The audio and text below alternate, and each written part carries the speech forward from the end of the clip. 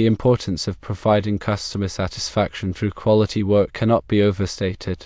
Building a successful electrical contracting business often relies heavily on word-of-mouth referrals. When a customer is happy with the service they receive, they are more likely to recommend the contractor to others. This organic form of marketing can be significantly more effective and cost-efficient than traditional advertising methods. To ensure customer satisfaction, several factors must be considered. Firstly, clear communication is essential. Before starting any project, it's important to thoroughly discuss the scope of work with the customer, understand their needs and expectations, and provide a detailed explanation of the proposed solutions. This includes outlining the timeline, costs, and potential challenges involved. Secondly, using high-quality materials and adhering to industry best practices is crucial. Cutting corners to save money may lead to future problems, dissatisfied customers, and damage to the contractor's reputation. Investing in durable and reliable materials ensures that the electrical systems will function safely and efficiently for years to come. Thirdly, attention to detail is paramount. Even seemingly minor details, such as neatly organizing wiring, properly labeling circuits, and cleaning up the work area after completion, can significantly impact the customer's perception of the overall quality of the work. These small touches demonstrate professionalism and a commitment to excellence. Fourthly, safety should always be the top priority. Electrical work can be hazardous if not performed correctly, so it's essential to follow all safety regulations and guidelines. This includes wearing appropriate personal protective equipment, using insulated tools, and properly grounding electrical systems. Furthermore, it's important to stay up to date with the latest electrical codes and standards. The National Electrical Code, or NEC, is a comprehensive set of guidelines that governs the safe installation of electrical wiring and equipment. The NEC is updated every 3 years to reflect advancements in technology and changes in industry practices. Electrical contractors should familiarize themselves with the NEC and ensure that all work complies with its requirements. Failure to comply with the NEC can result in fines, penalties, and even legal action. In addition to the NEC, state and local jurisdictions may have their own electrical codes and regulations. Contractors should research and understand the specific requirements in their area. Continuing education is essential for electrical contractors to stay informed about changes in the industry and maintain their licenses. Many states require contractors to complete a certain number of continuing education hours each year to renew their licenses. These courses cover a wide range of topics, including code updates, new technologies, and safety practices. Building strong relationships with suppliers and other industry professionals can also be beneficial. Suppliers can provide valuable information about new products, materials, and industry trends. Networking with other contractors can create opportunities for collaboration and knowledge sharing.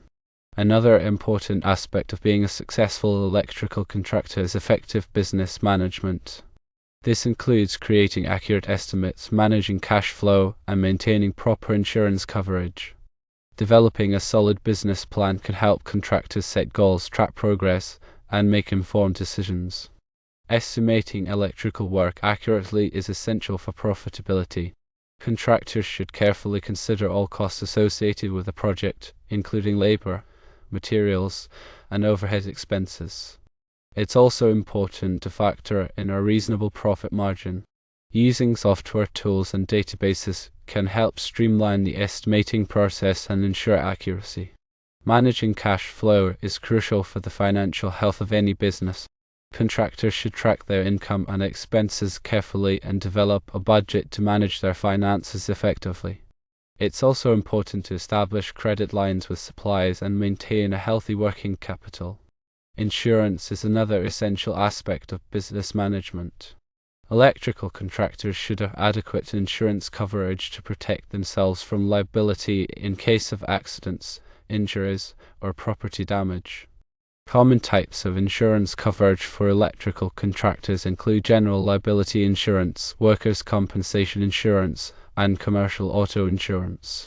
In summary, becoming a successful electrical contractor requires a combination of technical skills, business acumen and a commitment to customer satisfaction. By focusing on quality work, clear communication, safety, and continuous learning, contractors can build a thriving business and earn a reputation for excellence. The NEC is a critical resource for electrical contractors, providing detailed guidelines for safe electrical installations. Some key areas covered in the NEC include wiring methods, grounding, overcurrent protection, and equipment installation. For example, Article 310 of the NEC covers conductors for general wiring.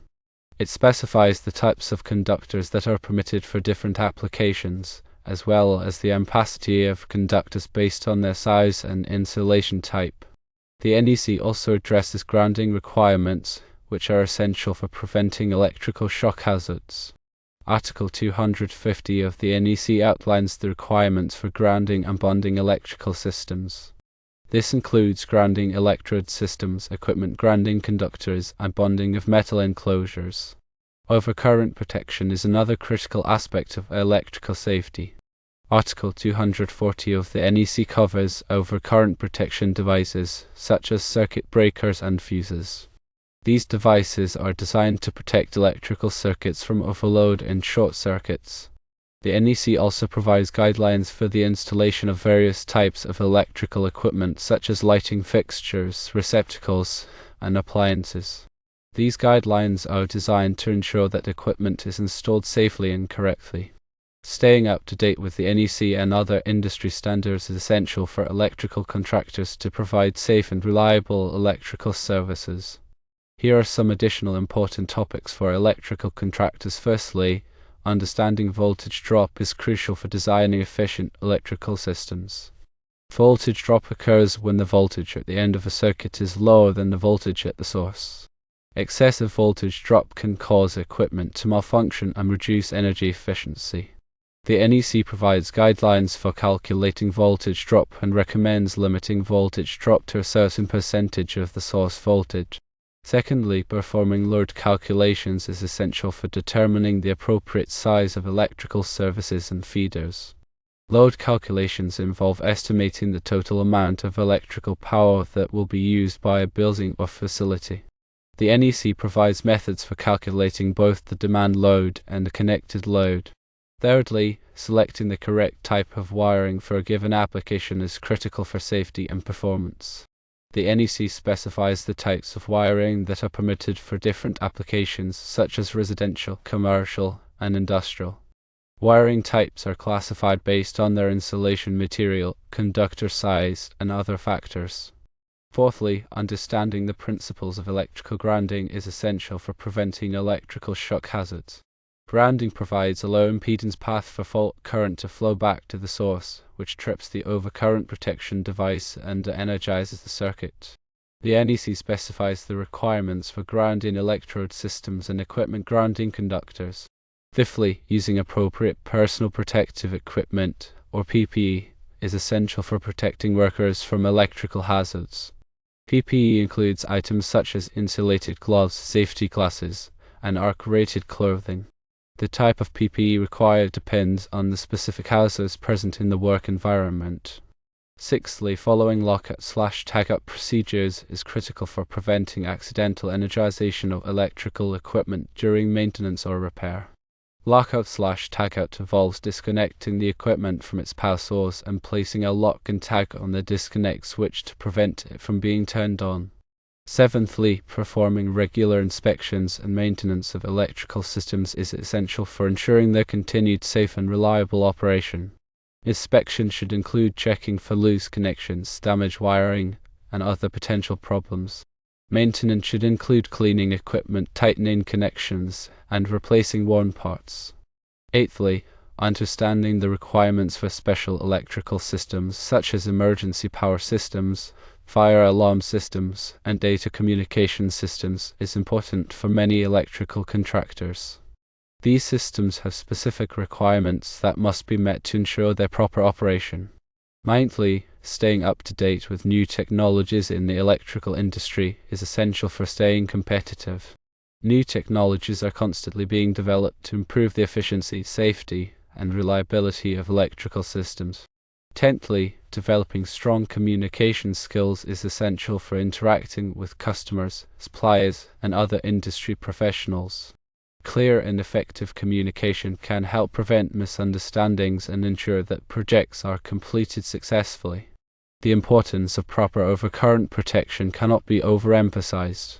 Overcurrent protection devices, such as circuit breakers and fuses, are designed to protect electrical circuits from damage caused by excessive current flow. Excessive current flow can result from overloads, short circuits, or ground faults. Overloads occur when the current in a circuit exceeds the ampacity of the conductors. This can happen when too many devices are connected to a circuit or when a device draws more current than it is designed to. Short circuits occur when there is a low resistance path between two conductors in a circuit. This can happen when insulation on a wire is damaged or when a foreign object comes into contact with two conductors. Ground faults occur when there is a low resistance path between a conductor and ground. This can happen when a wire comes into contact with a grounded metal enclosure. When an overcurrent occurs, the overcurrent protection device is designed to interrupt the flow of current. Circuit breakers do this by tripping, while fuses do this by melting. The size of the overcurrent protection device must be properly matched to the ampacity of the circuit conductors. If the overcurrent protection device is too small, it will trip or blow unnecessarily. If the overcurrent protection device is too large, it may not protect the circuit from damage. The NEC provides detailed guidelines for selecting the appropriate size of overcurrent protection devices. It also specifies the types of overcurrent protection devices that are permitted for different applications. Another important aspect of electrical safety is arc flash protection. Arc flash is a dangerous phenomenon that can occur when there is a short circuit or ground fault in electrical equipment. An arc flash can produce intense heat, blinding light, and a pressure wave that can cause serious injuries or even death. To protect workers from arc flash hazards, it is important to perform an arc flash risk assessment. This assessment involves identifying potential arc flash hazards and determining the level of risk associated with each hazard. Based on the results of the arc flash risk assessment, appropriate protective measures can be implemented. These measures may include using arc-rated clothing, wearing safety glasses, and using insulated tools. It is also important to train workers on how to work safely around electrical equipment and how to respond to an arc flash event. The NEC provides guidelines for arc flash protection in Article 110.16.